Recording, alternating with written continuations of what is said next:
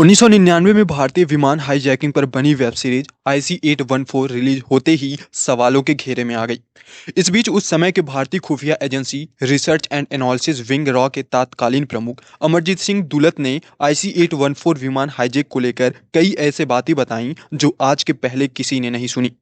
Hijack होने के बाद भी भारतीय विमान 50 मिनट तक भारतीय जमीन पर था। फिर भी भारतीय खुफिया एजेंसी, पंजाब पुलिस बलों सहित कोई भी इस विमान को आज़ाद कराने के लिए कुछ नहीं कर सका। इस पर जब अमरजीत सिंह दुलत से एक इंटरव्यू में सवाल किया गया तो उन्होंने कहा कि उस समय निर्णय लेने में हमने कई गलतियां की। आगे उन्होंने कहा कि एक बार जब विमान अमृतसर से उतरा तो हमारे पास यह सुनिश्चित करने का अवसर था कि यह भारतीय क्षेत्र से बाहर न जाए। लेकिन जब अमृतसर से विमान निकल गया तो आतंकियों के साथ डील करने के अलावा हमारे पास अन्य कोई विकल्प नहीं रह गया था। हमने परिस्थितियों के अनुसार एक अच्छा डील किया था। निर्णय लेने में हमसे कई बार गलतियां हुई थी और यह बात मैं कई बार पहले भी कह चुका हूं।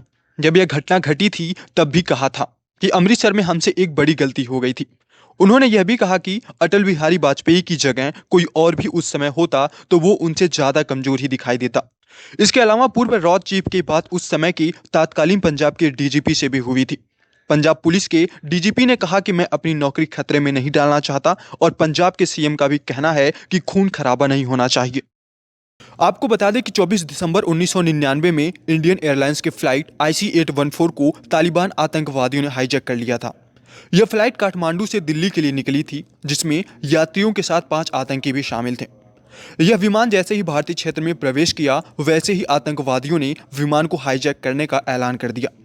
हैरानी की बात यह रही कि IC-814 विमान भारतीय क्षेत्र अमृतसर में ईंधन भरने के लिए 50 मिनट तक रुका था। इसके बावजूद आतंकवादियों के चंगुल से इस विमान को आज़ादी नहीं दिलाई जा सकी। अमृतसर से विमान जाने दिया गया। इस पर बात करते हुए दुलत ने कहा कि हम सभी वहां थे और हमें फैसला लेना चाहिए था। मैं किसी का नाम नहीं लेना चाहता। इतने सालों के बाद यह उचित नहीं है। मैं भी उतना ही दोषी हूं जितना कोई और।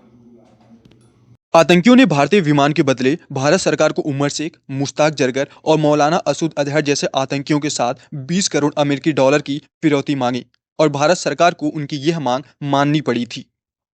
आपको यह भी बता दें, IC-814 के हाईजैकिंग में ISI की भूमिका थी।